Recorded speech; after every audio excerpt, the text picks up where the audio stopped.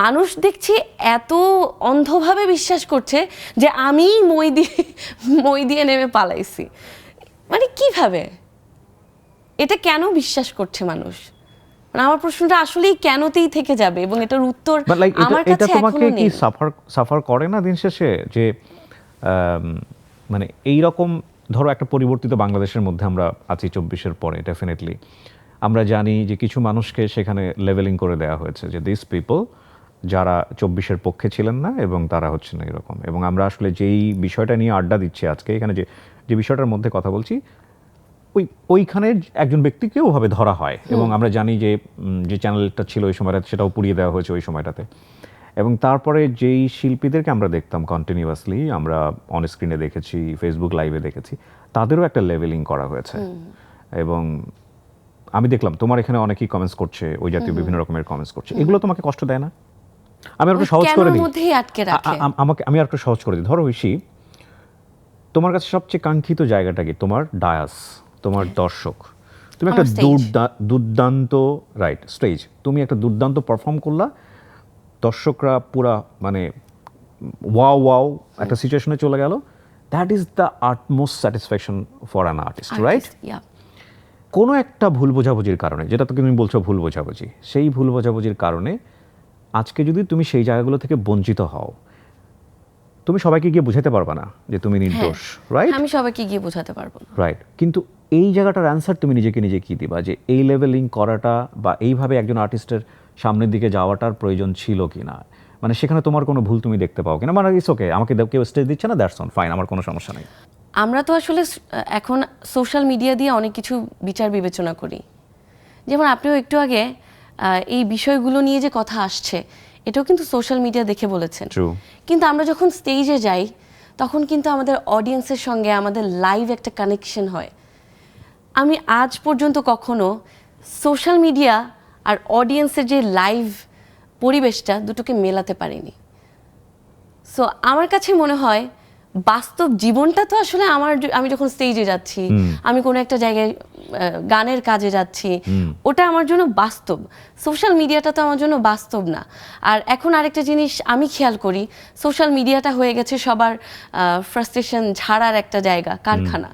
So আমার মনে হয় যে সোশ্যাল মিডিয়ায় কমেন্ট সেকশনটা দেখে আসলে কি চলছে সেটা জাজ করাটা খুব ডিফিকাল্ট হয়ে যায়। 24-এর পরে কি তুমি কোনো না কোনোভাবে কি ডিপ্রাইভ হয়েছো কোনো সেকশন দ্বারা, কারো দ্বারা, কোনোভাবে, যেটা 24-এর আগে হলে হতো না? ভাইয়া আমি একদম এই ব্যাপারে কোনো ডিপ্লোমেটিক কোনো কথা বলছি না, একদম সত্যি কথা বলি, কোনো ইফেক্ট নাই, আলহামদুলিল্লাহ। দ্যাটস ফাইন, যদি ইফেক্ট না হয়ে থাকে তাহলে তো পারফেক্টলি ওকে। একদম স্বাভাবিক, আমার জীবন যেভাবে চলছিল আমার জীবনও ওভাবে চলছে, আমার গানের জীবনও ওভাবে চলছে, এবং আমার পড়াশোনার জীবনও ওভাবে চলছে। মানে মানুষ তো আসলে দূর থেকে একটা গ্ল্যামারাস লাইফের একটা গ্লিম্পস দেখে একরকম জাজমেন্ট দিচ্ছে। ব্যক্তিগত জীবনটা তো আসলে তা না। ব্যক্তিগত জীবনে আমি সকালবেলা ঘুম থেকে উঠছি, একটা কফি খাচ্ছি, একজন স্বাভাবিক মেয়ের মতো কামিজ পরে, চুলটা আঁচড়ে, চুলটা বেঁধে, খুব নর্মাল একটা মেয়ে যেভাবে বাসা থেকে বের হয় সেভাবে বাসা থেকে বের হয়ে ক্লাসে যাচ্ছি, বিকেলবেলা ক্লাস থেকে ফিরছি, গানের কাজ থাকলে গানের কাজে যাচ্ছি, এবং আমার কনসার্টস থাকছে তখন আবার আরেকটা বেশ ধরে অন্য একটা মানুষ, মানে অন্য একটা রূপ। মানে আমার আসলে ব্যক্তি জীবন আর গানের ঐশীর জীবনটা একদম আমার মাঝে মধ্যে নিজেরই মনে হয় যে আমি দুইটা চেহারায় দুই জীবন যাপন করছি। পারফেক্ট। তোমাকে গাইড করে কে? আমাকে গাইড করে আমার পরিবার। পরিবার বলতে মা, হাজবেন্ড? মা, হাজবেন্ড, ওকে, এবং আমার ছোট ভাইরাও না ডেফিনেটলি কিছু কিছু ক্ষেত্রে। কারণ আমি যাই করি আমি আমার পরিবারের সবাইকে পাঠাই, সবার সঙ্গে শেয়ার করি যে এই সবার কথা শুনি, সবাই কি বলে। আমার ছোট দুই ভাই, ওদেরটা শুনি, আমার জামাইটা শুনি, আম্মুরটা শুনি, কখনো কখনো আমার শ্বশুর শাশুড়ির সাথে শেয়ার করি, আমার দেওরদের সাথে শেয়ার করি। এই আমার জীবনটা শুধুমাত্র কাজ আর পরিবার এই দ্বারা পরিবেষ্টিত। আমার কিন্তু কোনো বন্ধুও নেই।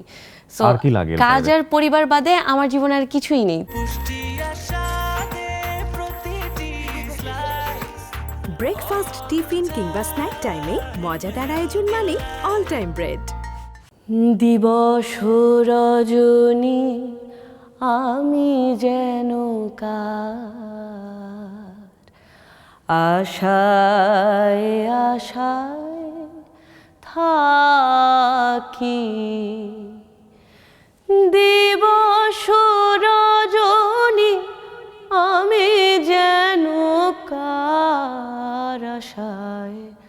আশায় থাকি, তাই চমকিত মন, চকিত শ্রবণ, তৃষিত আকুল আখি, দিবস রজনী আমি যেন কার, আশায় আশায় থাকি। যারা আমাদের সঙ্গে ছিলেন তাদেরকে আবারও ধন্যবাদ জানাচ্ছি। আপনারা দেখছিলেন নেক্সাস টেলিভিশনে দ্য আরজি কিবরিয়া শো। আগাম শো দেখার আমন্ত্রণ জানিয়ে আজকের মতো এখানে বিদায় নিচ্ছি। আসসালামু আলাইকুম।